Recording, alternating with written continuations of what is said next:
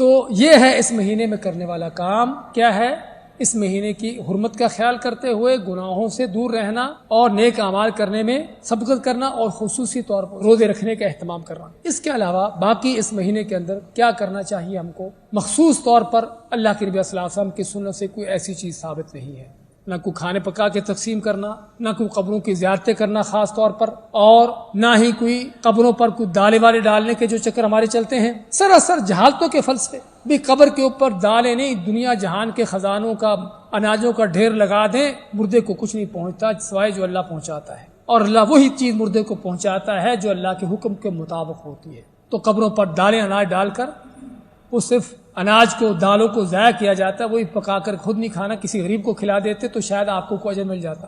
تو اس مہینے میں جس طرح بتایا ہے کہ سوائے روزوں کے حوالے سے اور کوئی اللہ کے نبی صلی اللہ علیہ وسلم کی سنت سے مخصوص عمل نہیں ہے جو کیا جائے.